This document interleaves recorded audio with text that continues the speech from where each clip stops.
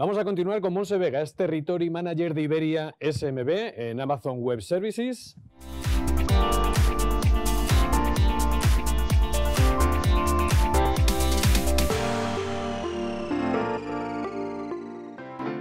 Bienvenida, Monse, buenas tardes, cuando quieras. Vale, perfecto. Pues encantada. Lo primero, muchísimas gracias por la invitación a Covisian. Ha sido un placer formar parte de este proceso y enhorabuena a todas las startups que habéis participado y en especial a las finalistas de hoy. Como el evento de hoy va de innovación, al final voy a contar brevemente, intentaré ser rápida porque vamos un poco justo de tiempo, cómo se entiende la innovación dentro de Amazon, ¿vale? Cómo se gestiona la cultura de innovación. Básicamente, para entender la cultura de innovación, lo primero que hay que entender es cuál es la misión de la empresa, ¿vale? Al final, lo ha dicho también Sonia, una de las cosas importantes a la hora de innovar es la visión.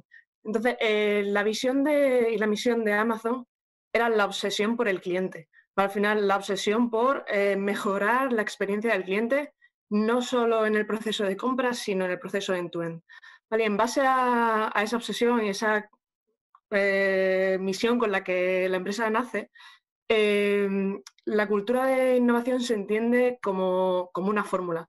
¿Vale? Y esa fórmula pues también se ha nombrado dentro de las presentaciones que han hecho mis compañeros, pero básicamente la entendemos de dos maneras. Por un lado, es la multiplicación de la cultura con la implementación de mecanismos. La cultura entendida como la manera de pensar, de actuar de las personas que forman parte de esa empresa, y los mecanismos entendidos como procesos, procesos completos, repetitivos e iterativos que permiten saber que las cosas van bien. En cuanto a la cultura de Amazon, me imagino que muchos de vosotros habéis escuchado la cultura de Amazon, es un poco peculiar y es un poco oye, esto explica cómo nos acercamos a las necesidades de los clientes, cómo contratamos a los futuros empleados, cómo damos libertad a esos empleados para que construyan, para que tengan su propia opinión, para que vayan un paso más allá. Al final, pues basado en lo que llamamos el ADN y la cultura de Amazon, que es lo que al final guía las decisiones de la empresa. Y ese ADN principalmente está formado por lo que son nuestros leadership principles.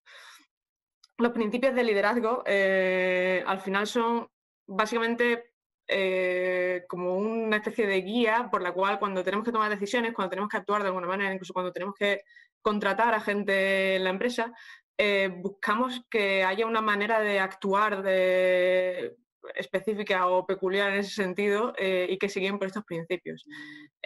Actualmente aquí en la slide solo tengo 14, pero actualmente esta semana hemos incorporado otros 2 nuevos Leadership Principles y eso al final va un poco en línea a lo que voy a ir comentando en la presentación, que es, oye, pues vamos iterando e innovando y aunque Amazon ha crecido exponencialmente, como ya todos conocéis, sigue teniendo una cultura de seguir en el día 1 y de no dar nada por cierto y como veis al final de los Leadership Principles lo que pone es esta es nuestra cultura hasta que conozcas algo mejor.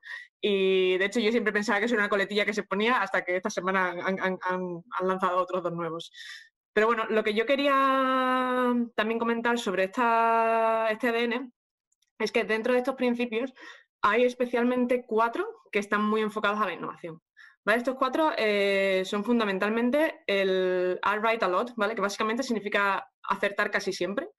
Invent and simplify, ¿vale? Que al final es inventar y simplificar, aprender y ser curioso y pensar a lo grande, ¿vale? Al final lo que enfocamos es a que la gente piense a lo grande, pruebe cosas, vaya aprendiendo y al final por ir aprendiendo un poco, como decía mi compañera antes, pues te equivocarás menos, ¿vale? Al final vas a ir, acertarás casi siempre.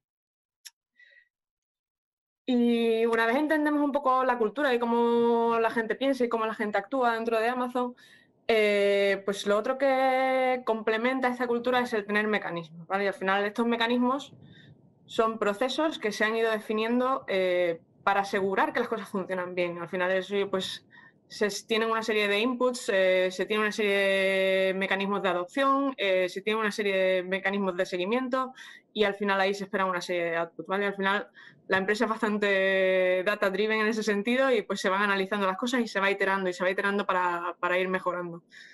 Este es uno de los mecanismos principales que tenemos en Amazon y básicamente habla de la estrategia de crecimiento de Amazon, ¿vale? Al final todo vuelve un poco a lo que comentaba antes.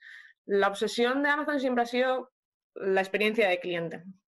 Partiendo de la experiencia del cliente, lo que se asume es que si la experiencia de cliente es mejor, al final vamos a tener un mayor tráfico. Si tenemos mayor tráfico, al final va a haber más gente que quiera vender dentro de nuestro marketplace. Entonces tendremos más vendedores.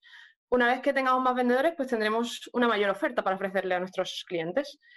Y eso va a mejorar la experiencia de cliente, ¿vale? Todo eso al final está generando un crecimiento y ese crecimiento nos va a permitir pues hacer economías de escala que reduzcan los costes, que se puedan reducir los precios y al final todo eso va a repercutir otra vez en mejorar la experiencia de cliente y al final esto pues es como una rueda que se va realimentando a sí misma.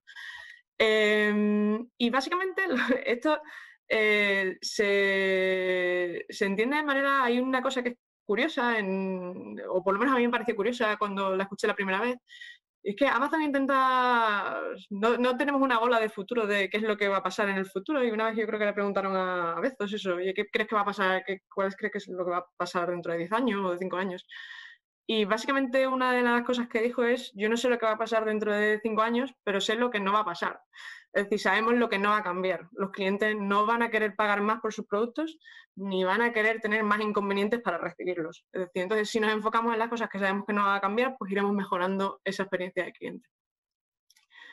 Y otro de los mecanismos que también utilizamos mucho, y este también es una manera bastante peculiar de trabajar, o al menos a mí me lo pareció cuando entré en la empresa, que es que antes de diseñar cualquier producto o proceso, no se empieza por el diseño y después se pasa a marketing para que haga una nota de prensa y haga el go-to-market con los clientes, etcétera, sino que se empieza un poco trabajando desde el cliente hacia atrás. Y entonces lo primero que se hace es esa nota de prensa. ¿Cómo se va a comunicar esto al cliente? ¿Qué problema estamos solucionando? ¿Cuáles son las preguntas frecuentes que va a tener ese cliente o que van a tener los partners con los que trabajamos? ¿Cómo se va a implementar? Se define todo muy bien y se escribe todo. ¿Cómo lo vamos a comunicar? ¿Cómo vamos a hacer las visuales? ¿Cómo va a ser todo el proceso? Y una vez que ya está todo definido, entonces se empieza el diseño, entonces se ejecuta. ¿Vale? De manera que más o menos ya te has planteado todas las cosas antes de invertir mucho tiempo en ese experimento. Se invierte mucho tiempo en la planificación, pero te aseguras que después más o menos tienes cubierto todo lo que después va a ser la comunicación y las preguntas que te pueden hacer y el por qué quieres lanzar eso.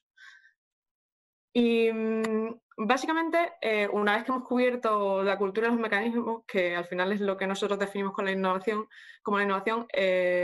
solo comentar un par de cosas que al final son necesarias también para que esta innovación funcione.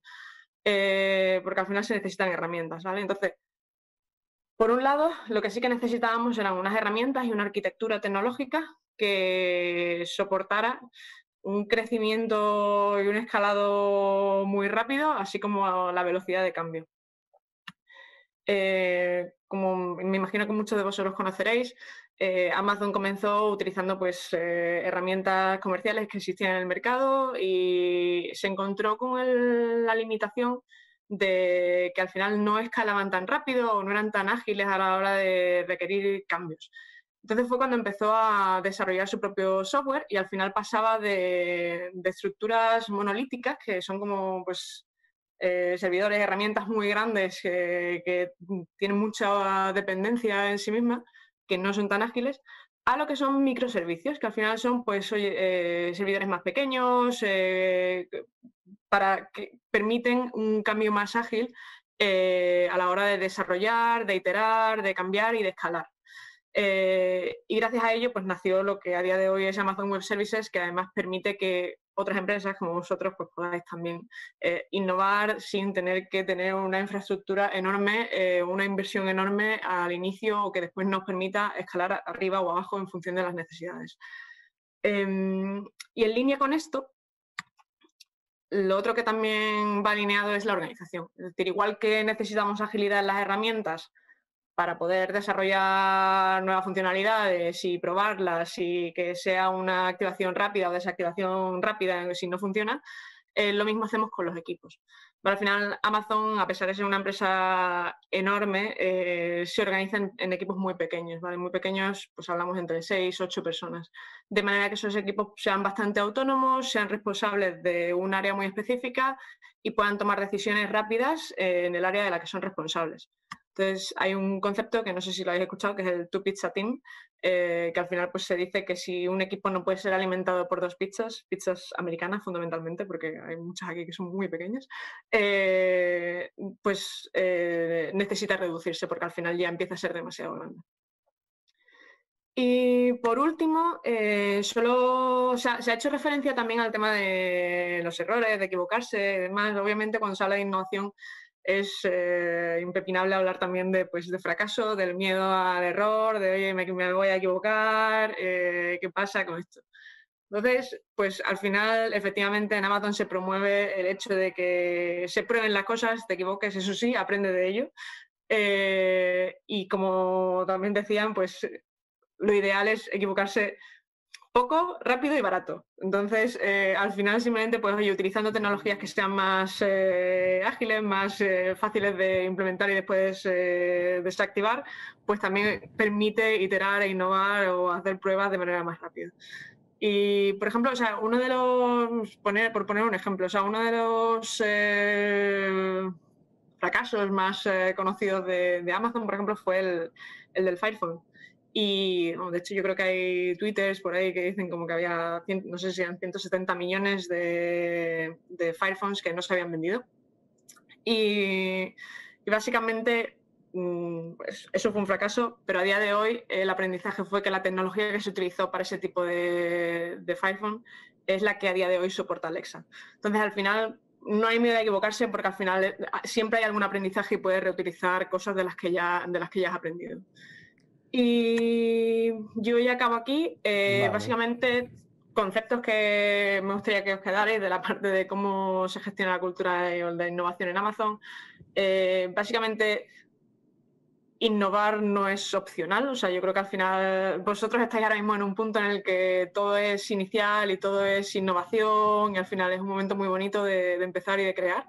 La idea es que, como decía antes también, oye, cuando tenéis que elegir e implementar la cultura en el equipo para que en el futuro también, y los mecanismos adecuados para que en el futuro también, cuando vayáis creciendo, esa cultura de innovación siga presente en la empresa. Monse, me ha llamado la atención una cosa. De todos los leadership principales que has mencionado, ¿cuál es tu favorito? Pues uno de mis favoritos es justo uno de los que comentaba de innovación, que es el de acertar casi siempre. Y es ese porque para mí fue un poco contraintuitivo en el sentido de que parece que es como, vale, solo queremos gente que no se equivoque o que no tal. Y la interpretación es un poco la contraria. O sea, al final la gente que acierta mucho es porque también se equivoca mucho, porque también tiene una mentalidad muy flexible, porque eres capaz de cambiar de opinión si alguien te demuestra con datos que realmente la opinión que tenías no era la válida. Y por eso creo que al final permite desarrollar la innovación bastante. Pues muchísimas gracias por tu intervención.